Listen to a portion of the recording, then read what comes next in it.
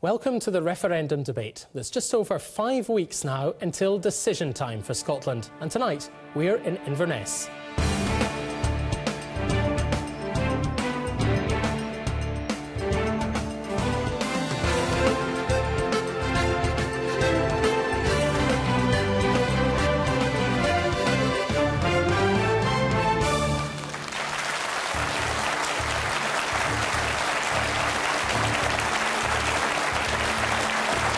And on our panel, two MPs from the north of Scotland, key players on either side.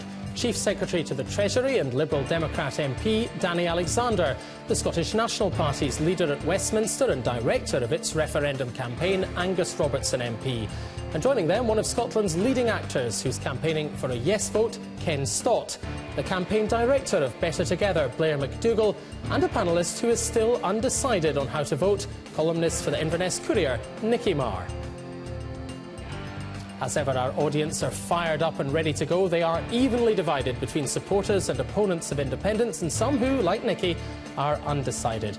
Our audience have submitted their questions, and our panel have not seen them. Welcome to Inverness. Ransacked, blown up, burnt to the ground. The turbulent history of this city can be charted by the fate of the castles which have stood here.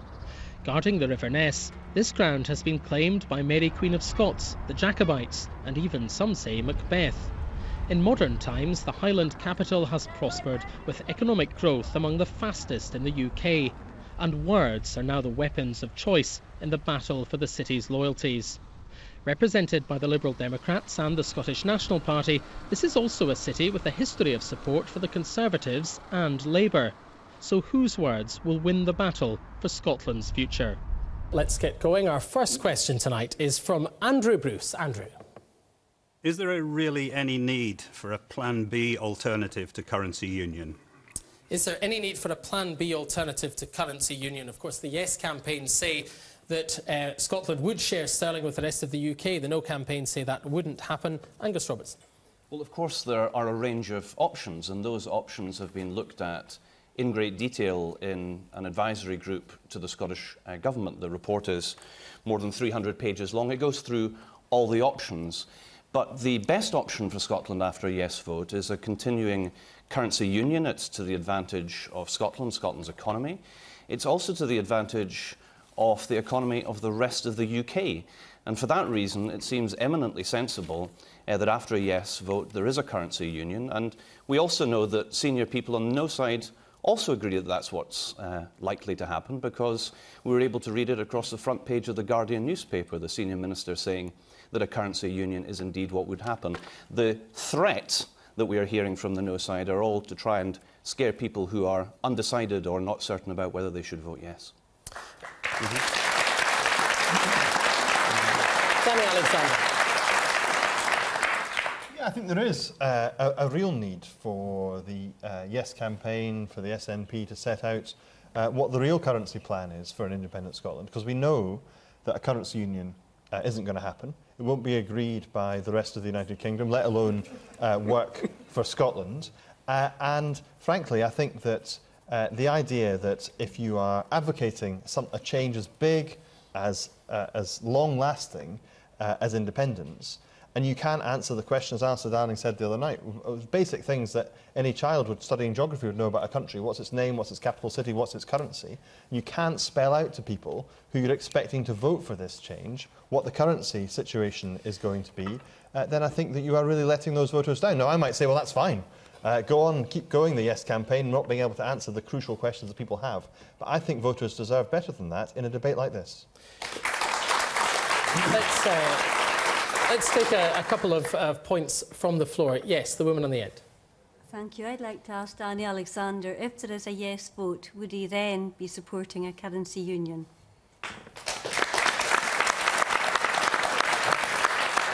I think it's Councillor Liz MacDonald, is it the SNP councillor from Nairn who's asking the question? And no, I won't be, because I think that a currency union wouldn't work for an independent Scotland. I think that if you join a currency union, what you're doing is you are giving up the ability to set your own interest rates. You're giving up your ability to have a currency that moves in value according to your own economy. and in a country that would be much more dependent on oil and gas, where the price fluctuates day by day, as we know, that would have a big effect on our economy, yet we couldn't adjust. And, as we've seen from the Eurozone, in a currency union, you'd have to bind your hands on tax and spending. So in many ways, Scotland would have, under those arrangements, less economic freedom, less economic sovereignty, less ability to affect our own economic destiny than we have at the moment. OK, a couple more points. Yes, the man in the blue shirt down the front. Yes. Angus, as you keep banging on about the unknown minister in The Guardian so much, do you think you could name him, please? Oh, I think... I think you there can't, are, can you? well, I mean, in a word. The Guardian journalist that wrote the story hasn't confirmed who it was, but nobody from the no side, as far as I'm aware, is disputing that the comments were made. But it's more than just him. There are coalition MPs like Gito Bebb, who's a Conservative member from Wales, who's said that a currency union is likely. Like Danny, I work in the House of Commons every week. I speak to a lot of MPs from different parts of the UK, and in private, a great many of them are saying, of course there would be a currency union. And why wouldn't there be? It makes sense for Scotland, it makes sense for the rest of the UK. And while we're on the issue of plans B and plans A, perhaps we'll have time to come to it later, no doubt, but why is it that we haven't even had a plan A from the no side as to what will happen to the governance of Scotland if there were to be a no result? Let's stick to currency just now. Nicky Marr. The question was, is there really any need for a Plan B alternative to currency union? I'm actually very disappointed that we need a Plan B at all, because I would have hoped that by the time you're asking the people of Scotland to make a decision, we would know exactly what we're getting ourselves into if Scotland is to become an independent country. Well, Ken Stott, do we know what we're getting ourselves into? Is there a need for this Plan B? Plan B is, I'm afraid, it's the brainchild of the No campaign, and I believe it's going to be the death of the No campaign, because what they are doing is demanding, it's a ridiculous demand. We know that Scotland will use the pound afterwards. We know the Fiscal Commission group has clearly stated that it's a goer.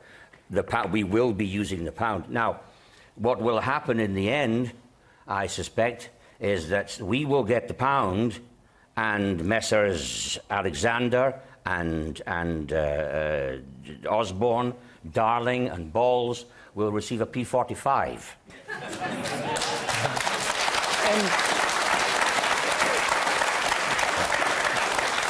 Blair McDougall, your boss, Alistair Darling, the leader of your campaign, has described a currency union as desirable and logical. So why do we need a plan B? Well, what he said was it's desirable and logical to share a currency when you have a political and economic union, which is exactly what the SNP suggest dissolving. If you have independence or separation, of course the currency union is logical. And he goes on to say,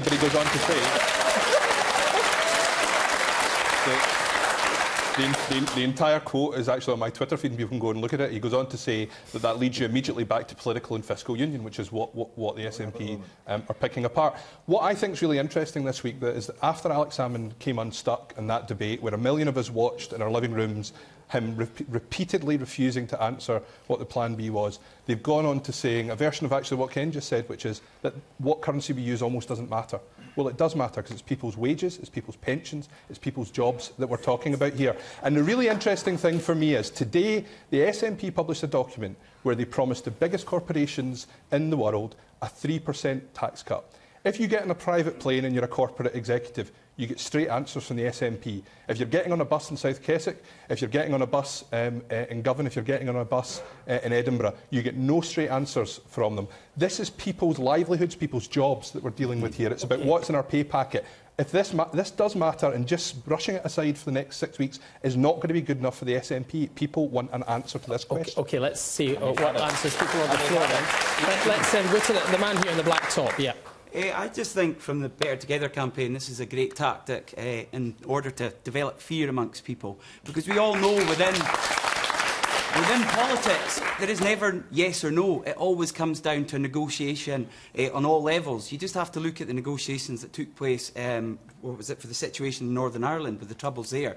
They've come about to a more steady situation by negotiation, by both sides giving away things that you would have gone, no, we'll never have. And you think that would happen if Scotland voted yes? Happen, All right, because that is politics. Thank you very much. The man here. I think it's fairly simple.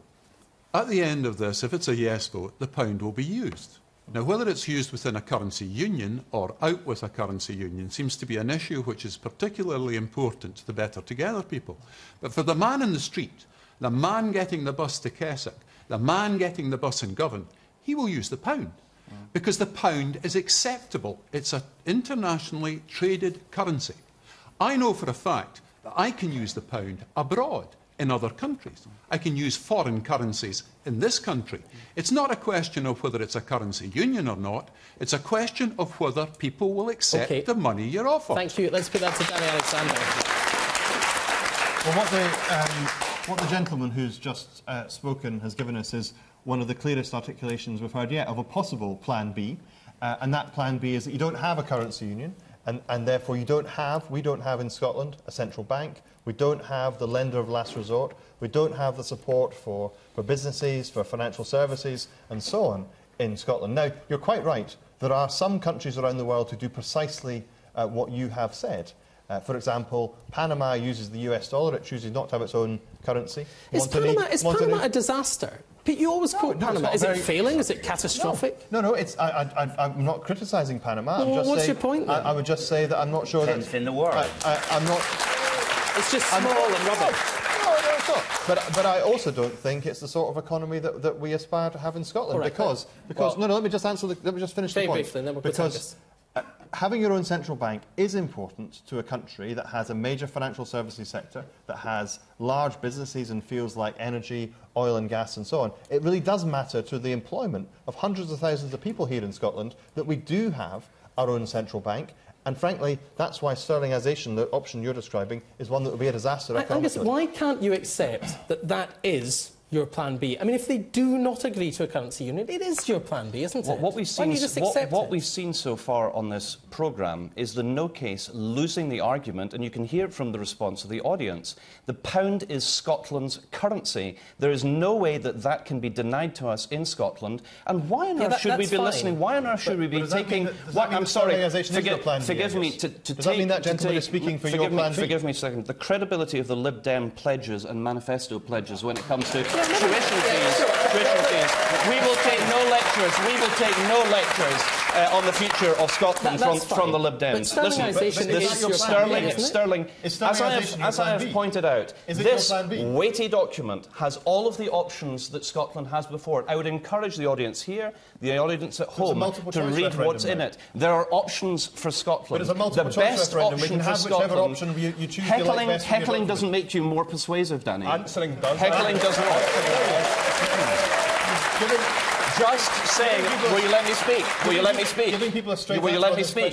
Will you let me speak? Hang on. Make your point, Danny Alexander, in one sentence, and then we'll go to Angus, and then I'd really like to hear what Nicky has to say about all of this. If Angus accepts that sterlingisation, the option the gentleman earlier described as his Plan B, it'd be good to say so. That would certainly make the case he makes more persuasive. Can you answer it in a the options that Scotland have are in the working group paper. They are there. The best option for Scotland is to remain within a currency arrangement with the rest of the United Kingdom. Right. It is absolutely so. But what we have seen so far is the No campaign being exposed for what it is, just trying to engender fear into the electorate so that you do not vote yes. They have been exposed. You in the audience, you at home, you know that Scotland will continue to use the pound. And when talking about Plan A's and Plan B's, how long do we have to wait for the No campaign to come out with their Plan A for what the future is of Scotland should there be a no vote? Thank you. Nicky Marr, you're undecided. What do you make of all this shouting? There's a lot of shouting. I have teenagers, so it's something I'm very used to, and I'm quite robust at standing up to it. But what I would say is I am disappointed that this hasn't been thrashed out before. I'm disappointed that what we're actually voting on in 5 or 6 weeks' time isn't, do we want an independent Scotland? It's, do you want us to enter into negotiations for an independent Scotland? The next 18 months could then be spent setting out the terms of that contract, and then it could be presented to the people of Scotland, and we can then decide. I don't think I'm ready on the basis of frankly, you two argy-bargying with each other, I don't know who to believe. I don't know who to believe. OK, thank you. No, thank you very much. Let's just say it's a good moment to remind you that you can join tonight's debate on Twitter using the BBC IndieRef hashtag, and you can also email us at referendumdebate@bbc.co.uk. You can text us on 80295, and you can go to the BBC Scotland News website to see a selection of your comments. Let's just come back to this currency question, though. Ken Stott, is there not a case that Scotland would have more freedom if it had its own currency? Well, I'm not a politician, and I'm not an economist. I can foresee a time where Scotland would have its own currency. I believe it happened with New Zealand, it happened with Australia, it happened with Canada, with Ireland, and I don't see why it cannot happen here. But should it happen here? I mean, if interest rates are going to be controlled by the Bank of England if there's a formal currency union, or if you have no central bank if there's not, is it not a better idea to have our own currency? Well, again, I have to refer you to the Fiscal Commission, the working group. But what I would say... You spent too much time with Angus. What's your gut? What's your feeling? Genuinely, don't you think Scotland should have its own currency? I think Scotland needs to take its time to find its feet in a new world, and using the pound is the obvious and clear. And let's face it, it suits both parties to do so. Right. Let's take some views. We'll come to the man on the end here. Yes, sir, on the end. It's very easy to call someone's bluff, but very dangerous to get it wrong. So without the Bank of England, who exactly will be setting the base rates for mortgages, credit cards, savings accounts and current accounts? OK, thank you. We'll come to the man, right in the middle. Is this debate all pretty irrelevant if you've got to accept the euro? Why do we have to accept the euro? If the EU imposes the euro on you. Because in terms of joining conditions. In terms of joining. OK, thank you. We haven't talked much about the euro. Let's go over here first. The man just here, with the blue shirt. Yes. I think the No campaign haven't really understood the nature of negotiation, because Scotland isn't devoid of bargaining chips. For instance, the timing of how quickly Trident is removed from Scottish waters will be a very big bargaining chip, and Scotland taking its own share of the debt will be another one. Now, if they want to encumber themselves, that's fine. They can stick to their position and have their pound to themselves, and we will have no debt and no nuclear submarines in short order. Thank you. Now we'll maybe leave it on that question for there. Thank you very much indeed. Let's go to the next question now from Frank Brown. Frank. Yes. Does a no vote threaten the very existence of the NHS in Scotland? Ken Stott. It most certainly does. Because what will happen, if we vote yes, if the country votes yes, then we will have the opportunity to forge our own future. If you vote no, that is an end to you saying, well, I didn't vote for that. That wasn't what I voted for. Because actually what you will have done by voting no, you will have given powers to Westminster to do exactly what they like, forever.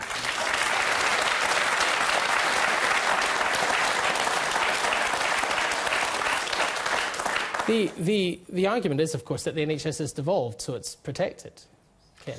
But Westminster powers will supersede that. It's all about it's all about the money. If the NHS is being privatised, as it is beginning to be in England, and I'm very sorry for people in England who are going to have to face that prospect. Thank goodness we have our own National Health Service in Scotland, which isn't being privatised in the same way. But there is a financial impact of privatisation in England. Should there be more privatisation, that has an impact through the Barnett formula on how much of our own money we get back. So yes, there is an impact of voting no in the referendum on devolved areas of responsibility of the Scottish Parliament. So a no vote does endanger the NHS in Scotland. There's a very, very strong reason why people should be voting yes to protect the NHS in Scotland. Essentially, the argument being, if you shrink the state in the rest of the UK, you'll end up shrinking the state in Scotland. Why is that not the case, Blair McDougall? Surely that will happen. It would be true if England were introducing a system of private health insurance. They're not. They're private contractors, but they're still funded by general taxation, so it doesn't affect the funding of the NHS in Scotland a jot. Now, a month ago, we had this argument because some of the UK's leading medical researchers came out and said that they were worried about the impact of a yes vote on the NHS. And in response to that story, the response from the SNP government was, don't worry, the NHS is 100% devolved to Scotland. That's the truth. Okay? We make our own decisions on the NHS. I think the real risk to the NHS is unpicking that research base that goes into our medical research, that's in universities all over Scotland, that's finding cures to some of the diseases that we have to fight, fantastic work in places like Dundee. But it's also the £6 billion of cuts that the Independent Institute of Fiscal Studies, which is quoted in Angus's white paper as a source, have predicted we need to make over and above any cuts we need to stay in the UK. This is the Yes campaign basing their entire campaign on saying that something that is already devolved is a case for voting for independence. Okay. We already control our own NHS. We'll take the man in the middle, shaking his head. Yeah, the NHS may well be devolved and it may well be protected, but that's at the moment while we have control of our own finances within the Barnett formula, as Angus said. The second, the threat of us taking control of our own resources is gone and we vote no, watch the cuts come, and we won't be able to protect our NHS the way it is at the moment. OK, we'll come to the man in green. Yeah. Scotland votes no, then the Barnett formula is going to cut by £4.5 billion. That's going to have an effect on our NHS. OK.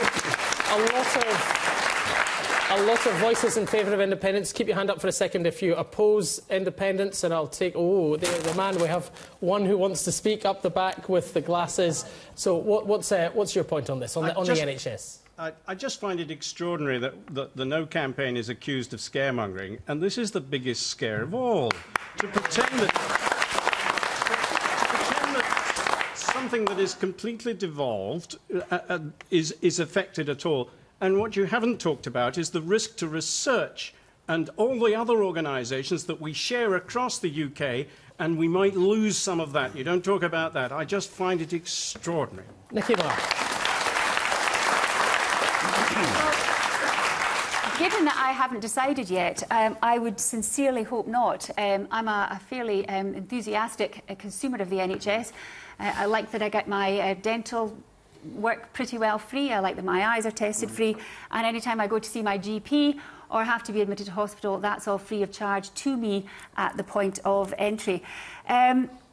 What I am concerned about is things like Thomas was mentioning just there about research. What about Cancer Research UK?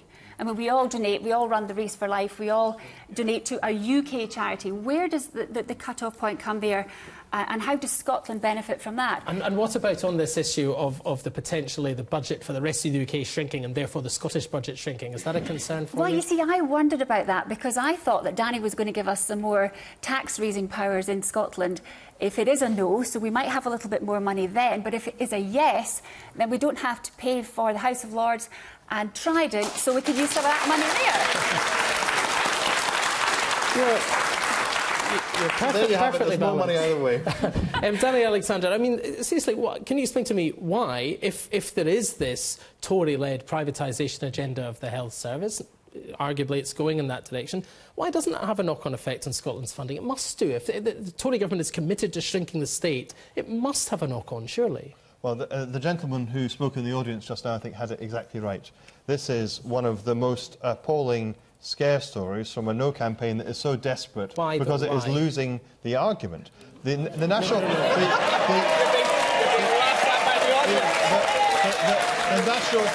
Health Service responsibility. No, we understand that. Responsibility for the National Health Service in Scotland is 100% the responsibility of the Scottish government. No, we understand that. The question's about funding, the question's more subtle than that. The question is about funding. And the National Health Service in England is not being privatised. 95% of the National Health Service in England is provided by public sector organisations. The National Health Service in Scotland also uses private contractors from time to time, as they do in England. The biggest threat, I think, to the funding of the National Health Service is the fact that under independence we would see our resources dwindle as tax revenues from oil revenues decline. We'd see the cost of an ageing population rise. And so, as the Institute for Fiscal Studies said, as Blair McDougall was referring to, we'd actually have more pressure on the nation's finances in an independent Scotland than we do at the moment. So if what you're worried about is the resources to pay for the National Health Service, you should be voting no and not yes. OK, thank you. We'll go to the man, one in.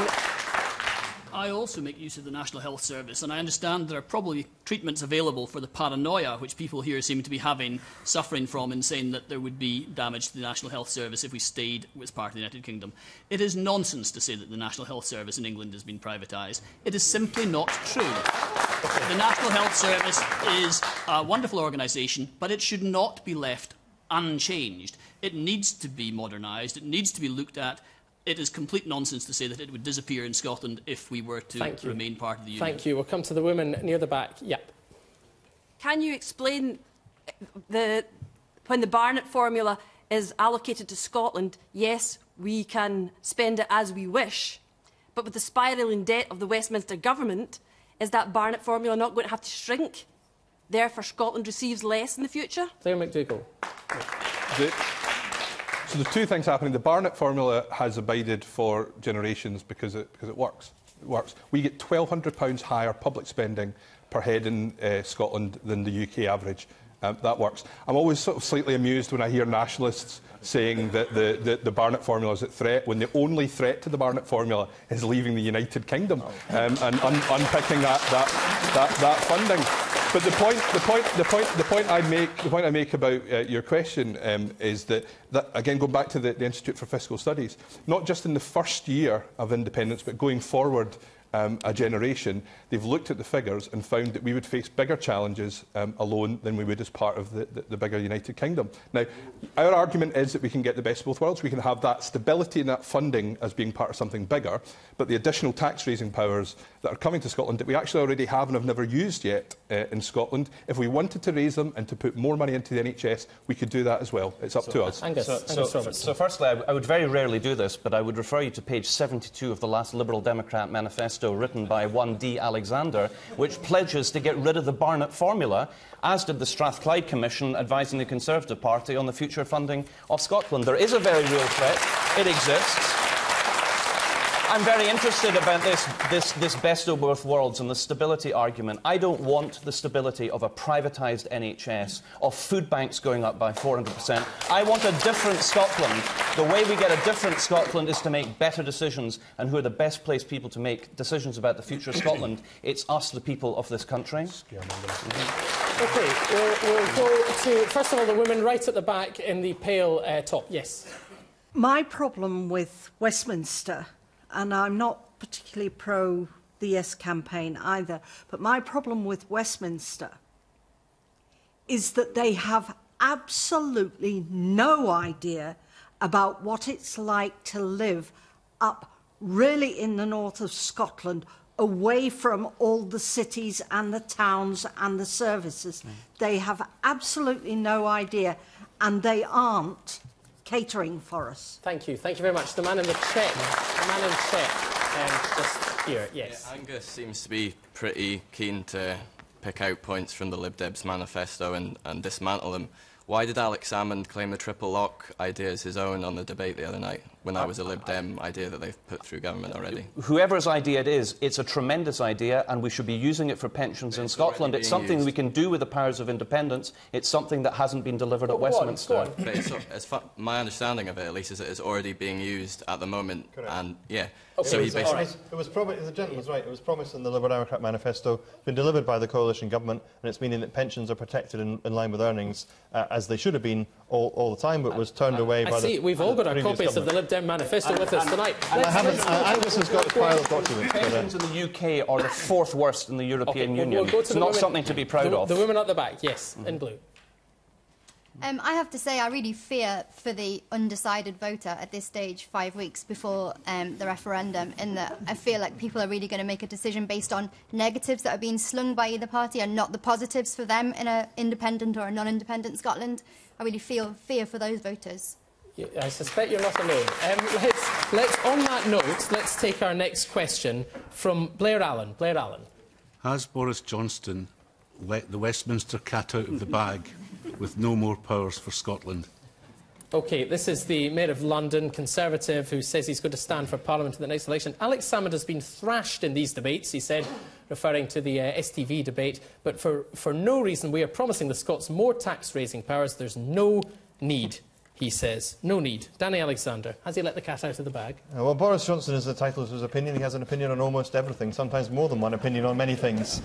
But the truth is that the Liberal Democrats, the Labour Party and the Conservative Party have all made very clear pledges about more powers for the Scottish Parliament. Not just made clear pledges, but in the case of the Scotland Act passed just 2 years ago, made changes that will mean that every person in this room from April 2016 will be paying a Scottish rate of income tax. I don't know how many of you knew that, but you'll all be paying a separate rate of income tax that will help to fund the work of the Scottish Parliament. As of next April, if you buy a house in Inverness, you will not pay stamp duty. Instead, you'll pay a new Scottish land and buildings transaction tax because that power has already been devolved. That money, again, will go to help fund the work of the Scottish Government. What I would like to see, what my party would like to see, is complete devolution of income tax to be the responsibility of the Scottish Parliament, devolution of inheritance tax, devolution of capital gains tax, additional borrowing powers for the Scottish Parliament beyond those which we've already legislated for.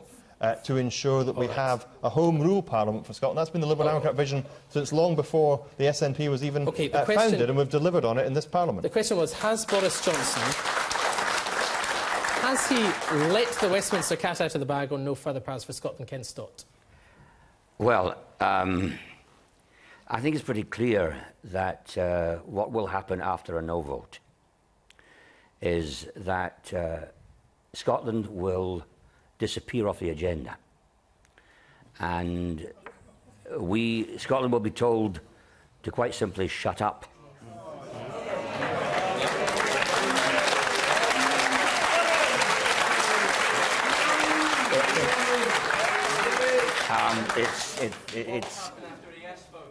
Well, after a yes vote, after a yes vote, we take responsibility. We take responsibility for our own affairs. The question is, do you want to be governed? Do you want to be governed carefully in Scotland, or do you want to be ruled from England?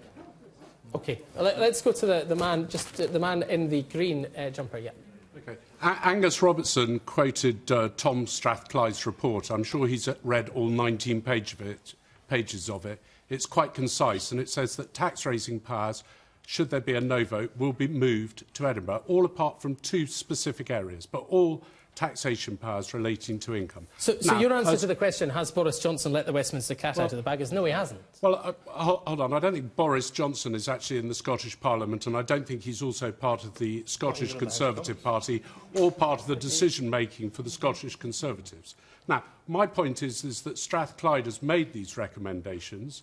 It's up to Scotland to embrace them and move forward with them, because at the moment what's happening is quite simple, is that everything is blamed on Westminster because there are no tax-raising powers used in Scotland, and they can blame Westminster for all the faults that they have with the current system. And it's not acceptable. I think in this context it's important not to forget an important fact, which is the UK parties were asked if they wished to have a preferred option on the ballot paper. They could have presented one, they could have done their homework, but they didn't. In contrast, the Scottish Government produced a white paper. This single piece of paper is the length of Plan A for the UK political parties. If you vote no, this is the only detail you have of what is heading down the road, and the electorate deserves more than that. Okay, the gentleman would like to come back on that. The man would like to come back on that. Absolutely nonsense, Angus. I've read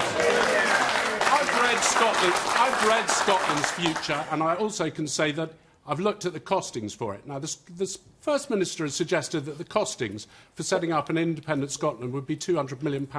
It cost £140 million to set up a central police force. Okay. Now, that paper can't be quoted as the Bible. It's not the Bible, it's an SNP manifesto. Okay, thank you, thank you. I will have to leave that for the minute because I want to stay on where we are. And the woman in white, the white jacket, yes. All I can say is thank goodness Boris Johnson is saying these things because it will make more people in Scotland vote yes. Okay, and we'll come to the man in the middle with the blue stripes. Yeah, they're already looking for a safe seat for Boris Johnson, and his next move after that is the Conservatives are looking to actually have him as Prime Minister. And it won't be less powers for Scotland, it will be hardly any at all.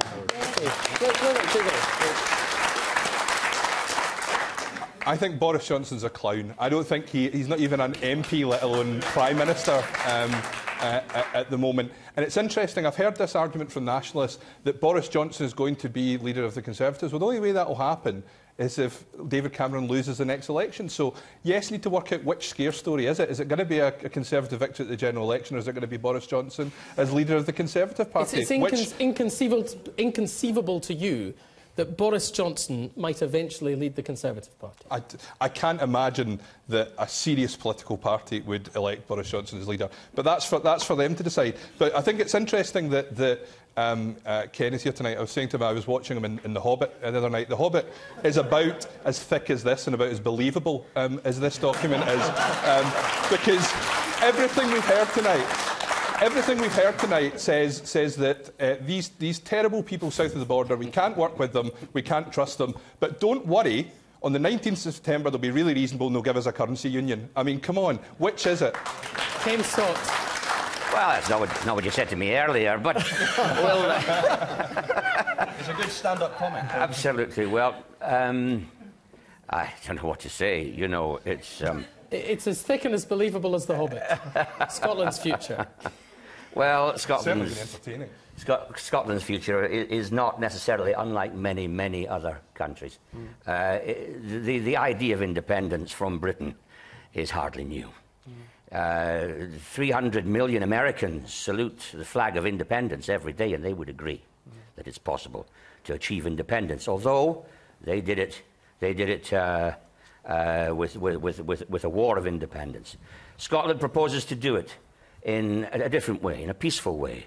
And we might perhaps take our model, countries like Malta, Kuwait, Bahrain, St. Lucia, Canada, New Zealand, Australia, and many more. It's not new to gain independence from Britain, and most of those countries are doing very well indeed. Okay. I want to come to Nicky Marr first and then Danny Alexander. So, Nicky Marr first of all. The question was, has Boris Johnson let the cat out of the bag? Do you know what? I don't pay the blindest bit of attention to Boris Johnson. He was... When I think of Boris Johnson, I think of the man who said of the 2012 Olympics, whiff waff is coming home. And then I think of him as suspended from a zip wire. I'm intrigued, though, by what Ken was saying. We have to make a decision as to whether we're governed carefully from Scotland or ruled from England. And without putting the sort of emphasis that you have on it, I mean, that is, in essence, the question. What I would like to ask Danny, and I appreciate that I'm on the panel and not in the audience, but these powers... I know they do, I'm always asking questions. But these powers that you've suggested, and these extra income tax and other tax-raising powers that Scotland is being given, are they being given, or are they being given conditionally, and can they be taken away? They can be taken away, can't they? So in the case of the powers I mentioned, they've already been legislated for. That bill has passed the House of Commons with the support of almost every member of Parliament, of all the parties. I think Angus voted for them, and his party voted for them as well. But so there's no prospect of those being overturned. The future promises have again been made by all of the major parties. I don't think there's any doubt that there will be further devolution of powers to Scotland. Actually, the point I wanted to pick up on, if I may, James, was Ken made the point about being governed carefully within Scotland. I have to say, I'm not convinced that those of us here in the Highlands who've seen armed police officers on the streets, who are seeing average speed cameras on the A9, who are seeing Northern Constabulary abolished and Police Scotland coming in, taking over those things, who've seen Highlands and Isles enterprise that was able to take decisions about the economy here in the Highlands emasculated by the SNP government, feel particularly well governed by the SNP government in Edinburgh at the moment.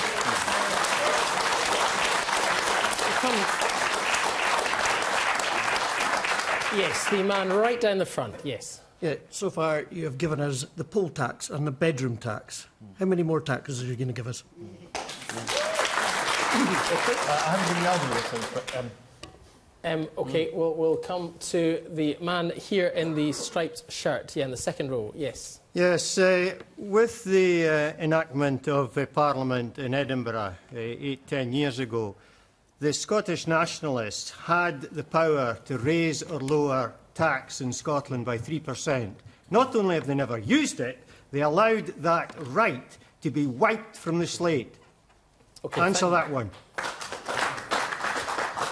So at the present time in devolution, there is the opportunity to vary income tax rates. But because of the way the financing of the Scottish Parliament works, any net gain that would be made by making a decision to vary income tax or that way is not then credited to the Scottish Parliament and the Scottish Government. This is a whole point about completing the powers of the Scottish Parliament, making sure that our government has the powers of a normal country when it comes to its finances, but also to the economy. That is what's on offer. More powers guaranteed by a yes vote or a no vote, and you have no idea what you're going to get. OK. So why did it for the reason I just explained. The choice on the 18th of September is whether we complete the powers of the Scottish Parliament so we have all the powers of a normal country. If we want those responsibilities, and I do, we all need to vote yes. OK, we'll go to the woman in black. I think one of the issues I have has very much come out in this question. I know pretty much what the Yes campaign are offering. I know what the position will be if the Yes campaign is. I'm an undecided voter, and I would very, very much like to have more facts about what will happen if I vote no. And I think that's a real stumbling block for me. So please, can you tell us more facts about what will happen if we vote no? Do you agree with that, Nicky? I'm actually the other way round. I kind of feel as though I need to know more. I mean, I am undecided, but I worry that because I don't have enough information as to what a new independent Scotland will be, I worry that I will have to, for safety's sake, vote no. But does that imply that you would rather vote yes if you had more information? For me, it's a head and heart thing. I love the idea of being an independent Scotland. I'm a proud Scot. I brought my children up here. I live here. I love it. And I can see that, you know, Canada has prospered and so has Australia. And I also see that everywhere else in the world there are countries who are fighting. There are people who are laying down their lives to get independence. And we're being offered the chance just to put a cross in a box. But yet I don't know what I'm saying yes to if I'm saying yes. OK, we'll go to the man in the open shirt, the white shirt. Yeah. As I understand it, the question is not whether we're going to be governed by the SNP or Alex Salmond or Danny Alexander's party or the Conservatives. It's whether we've got enough faith in ourselves as a country to decide how we... Nicky, briefly, and then Danny. But I look at our Scottish politicians, and without being rude, and I know this is going to sound terribly rude, who is going to be in charge? Who is actually going to govern our country? The whole raison d'etre, it seems to me, of the SNP disappears if independence is granted. So where do we go? All the political heavyweight brains seem to gravitate south of the border. I don't know who is left to run Scotland. Thank goodness somebody cried. We'll come down the front to the man in the front. I was going to say, Nicky, that I think you're making a very reasonable point, but you have to ask yourself, who was it who refused to pre-negotiate and who refused to put an option for Devo Max on the ballot paper? It was the British government. Okay. So that's why the uncertainty. Danny Alexander. Well, I'm just going to say, To the gentleman in the open neck shirt there who asked the question before last, I don't think it's that question at all. I love Scotland. I'm proud of Scotland. I'm a Highlander born and raised. And I'm going to vote no because I believe that is the best thing for my country. I believe it's the best thing to ensure the prosperity of the people in this country, to ensure Scotland remains strong, to ensure that we have the best of both worlds within the United Kingdom. I think you can be just as proud and just as passionate about the Highlands and about Scotland and vote yes or no. It's not about national identity, it's about taking a rational decision about what is the right way forward for our country. All right, thank you. On the issue of prosperity then, let's take the next question, which comes from Deirdre Faulkner. Deirdre Faulkner. Social media is rife with the rumour at the moment of a massive oil find in the Clearfield off the coast of Shetland. Can you confirm this? And if so, what are the implications for the UK and for an independent Scotland? So, Danny Alexander, are these rumours true? There is no massive new oil find that is being kept secret somehow until after the referendum. There are new oil discoveries being made all the time. They are made public. In many cases, as in West of Shetland, not only have they been made public, but the UK government has provided substantial tax allowances to enable those oil fields to be exploited. How do you define massive? Because you said there's no massive new oil find. How massive is massive? The nonsense on social media is there's somehow some great find that that is being kept secret until after the referendum. Is this definitively wrong? No, it is definitively wrong. It is definitively wrong. There are lots of potential oil fields and actual oil fields to the west of Shetland, which are being explored, where tax breaks have been offered to enable the companies to make the large investments to get that oil out of the ground. The issue about oil is not whether we want to get the maximum possible out of the North Sea and out of west of Shetland and the UK continental shelf. The issue is that whatever happens, oil and gas is a declining resource. The tax revenue we get from North Sea oil and gas is declining rapidly. It's £3 billion a year lower than the SNP forecast, and that drives a massive hole in the fictitious predictions of the public finances of independent Scotland that are in that white paper. Thank you. Angus Robertson, do you subscribe to these claims? They're initially made on a pro-independence website called Yes International. Do you subscribe to them? Do you think they're true? Do you have any evidence for them? I haven't seen those reports, but what I do know is that there's been a record amount of investment in the Scottish sector of the North Sea because it is still very, very important to our economy. The value of oil and gas from the North Sea is as much has already been extracted. But where I part company from Danny, so we're both agreeing that Scotland is a wealthy country, I just take the view that we should be a wealthy society as well. And one of the ways in which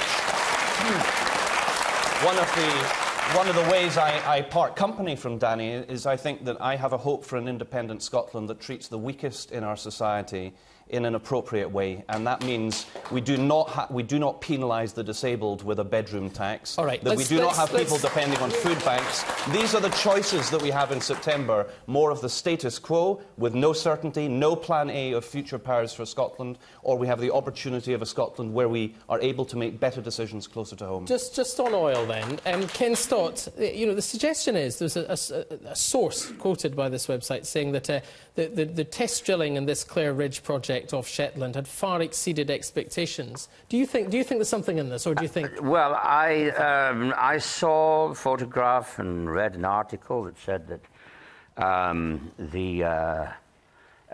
David Cameron had made a special visit to Shetland. When the British government was asked, there was no response. There was more than that. There was absolute silence. That's all I know. Now, you look into, see into that what you will, but it seems to me there's no smoke without fire. I can be damn sure that I wouldn't want to be telling the British public that we've just struck oil on the eve of a referendum. The last thing I want you to know. All right, let's go to the man in the middle in the stripe, the red stripes, or maybe the pink. If there is a big oil find off Shetland, and Scotland does become independent, will Shetland be allowed to go independent? OK, I suspect it's a question for another day, sir. And we'll come to the man in the middle here. Yes. Scotland seems to be the only country in the world that seems to be cursed for having oil. Like, it's just say yes. So no campaign keep putting it across as a negative thing. Okay. They just say it's so negative. All right, Blair McDougall, I mean, you know, goodness knows, we're pointless trying to argue about how much is left, but some, you know, Oil and Gas UK industry body, between 15 and 24 billion barrels. It's quite a lot, isn't it? Isn't the gentleman right that it can't be a bad thing for Scotland? I think we have a choice. We can have a generation of taxes coming out of the North Sea with oil, or we can have a generation of jobs. It's getting more expensive to get out of the ground. There has to be more and more money put into it. Both the White Paper and the UK Government have guaranteed about £20 billion of decommissioning costs to clean up all these wells as they come to the end of their lives. We've got a choice as to whether we spread the burden of the additional cost that's supporting that investment, that record investment that Angus is talking about, across 63 million people or across 5 million people. But can I just say on this conspiracy theory stuff, the idea is that in order to keep something secret, David Cameron flew to Shetland as the first Prime Minister to go to Shetland in a generation. While there, incidentally, he tweeted a photo of himself with a little Shetland pony. If this was some sort of low-key secret agent, he's the worst James Bond that we've ever had. Okay, Nicky, I mean, we've got to make this decision on the basis of facts, not in fantasy. Nicky Marr. I'm not a conspiracy theorist. I don't know if David Cameron went or not, and frankly, I don't care. He did go, I think. He did it was well publicised. There's an awful lot that I see on Twitter that I take with a big pinch of salt and just press delete. Yes, it may be more expensive to get our oil out of the ground, but I understand that the barrel price is going up. So, you know, that all is swings and roundabouts and matches. There's a huge emphasis on oil in this debate. Scotland does export other things as well and create other things as well. Food and drink, absolutely fantastic. So let's look at other industries too. The MP from Murray is nodding, funnily enough. The woman here, yes. Would it not be fair to say that oil is just really the cherry on the top for Scotland's economy? But more than that, would it not also be fair to say oil's been running out in the North Sea since the first barrel came out of the ground? Okay. Thank you. And the man with the kilts. Does neither side think that they should pay attention to the fact that oil is creating climate change and we should be running it down, not boosting it up? Thank you, sir. OK, in quick, 15 seconds, really quick. Absolutely. We are blessed in Scotland not only to have had oil and gas, we are 1% of Europe's population with 25% of all of Europe's renewable resource. We have a great future, but let's make the most of it. The best way to do that is vote yes. And similarly, very tight, please. We absolutely have to be paying attention to that point, but the reason why we have to offer tax breaks, the reason why we have to accept less tax revenue is because it is better for us to be using the oil that we have in this country than importing it from all sorts of unstable regimes around the world. We need to make the best of that resource, and we can do so best within the United Kingdom. Thank you very much. Let's take another question from Ian Finlayson. Ian Finlayson. Whatever happens on September the 18th, I think, as we can see here, Scotland is a divided nation on this subject. What should be done to draw the country together, be it either a yes or a no vote, come the 19th of September? OK. A reconciliation question. Nicky. This is something that I'm very concerned about as well. To me, and I used to be a litigation solicitor, it's a bit like a husband and wife getting together and saying, I think we might divorce. What do you think? And they have all the mudslinging, all the discussions, all the negotiations about who's going to have the kids, who's going to take the dining room table, who's going to take the car. And then they decide, actually, after they've done this, and I never liked your mother anyway, they decide that they want to stay together. Whether it's a divorce or whether it's carrying on for the sake of the kids, I have no idea. And that does concern me, that there's been an awful lot of mudslinging, and we've seen a bit of it tonight. And I don't know where we move on, and I don't know how we move forward, but I think there will need to be a period of healing, whichever way it goes. Blair McDougall, how does Scotland heal? Well, I think whether it's Angus or I, who are either smiling or frowning, which way round it is, on the wee small hours of the 19th of September, whoever loses has got to accept this. Yeah? We've got to move on as a country after this, and we've got to all unite behind whatever the result is. I think Alex Salmond's right to say that this cannot be a referendum. There was an opinion poll this week saying that people thought that if there was a no vote or a yes vote, that should be it. And I think that's I think that's right. Well, who said that? Sorry. Where are we? Oh, it's come down the front. Sorry, what's your point, sir? I think you're referring to the Ipsos Mori poll. It actually No, I'm not. said 61%. YouGov poll. Oh, sorry. There's a YouGov poll. YouGov poll. YouGov. Sure. No, 61% of the respondents actually said that they did not think that should be the last referendum ever. All right. But what can I just say? Yeah, what I think we don't want is a situation like Quebec, where they had the Referendum, where it kept coming back and back and back again. I think whatever side of this debate we're on, we want it settled. We want it settled. I want to come to Ken Stott. Are you worried about this? Are you worried about where Scotland is in terms of our national discourse? Well, I worry that it will create divisions.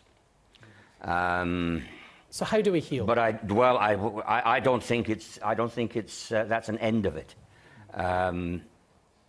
I think it will be I honestly think if there is a no vote, there will be another referendum. Why? And when? Because it will always be on the table. There were groans when it will always be on the table. Scotland won't be. Well, I wanted to answer your question. I wanted to answer your question of Shetland. Now, I'd be all in favour of Shetland having independence, and there's no reason why it shouldn't. But I would rather imagine that it is in the structure of federalism. All right, let's stay on this thought of division for a minute, and the man in the blue checks, on the edge.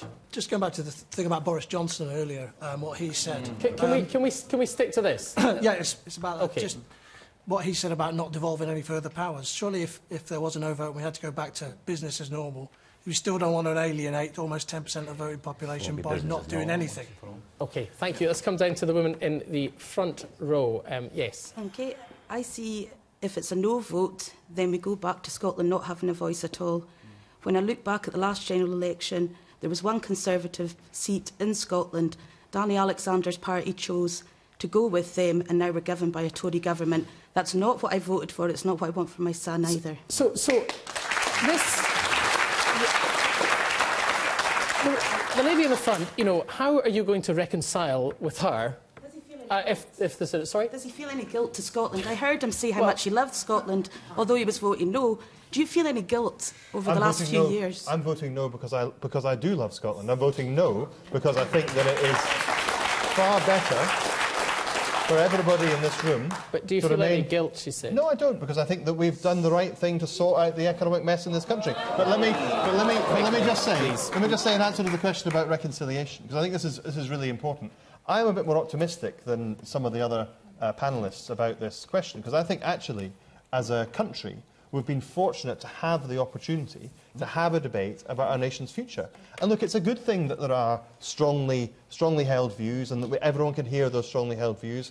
Everyone can listen to them, and I appreciate the comments from Nicky and from others in the audience. But I think the crucial thing is that we have to accept the result of the referendum for a generation at least. Let's not have another independence referendum. And then if it's a no vote, from my point of view, making sure that we deliver on the further powers for the Scottish Parliament after the 2015 election is a crucial part of making sure that the UK works for Scotland.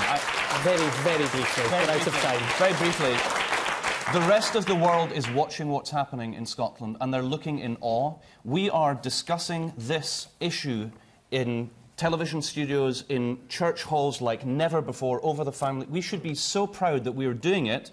Let's keep the extremes in the social media to where they are. Let's respect the people on the other side of the argument. We are all equally proud of the country we live in, and I hope we make the right result. I hope it's a yes. OK, thank you very much. The others are no less proud or right for OK, for thank you so much. Thank you very much. Well, there seems to be some friendship has broken out, patting each other on the back at the end. Our hour, I'm afraid to say, is up. 2 weeks tonight. We'll be in Edinburgh, followed by Aberdeen on the 3rd of September, and then Stirling on the Sunday before the referendum. It's getting close now. To apply to join our audience, search the web for BBC Referendum Debate. My thanks to the panel here this evening and to the audience. And from Inverness, a very good night.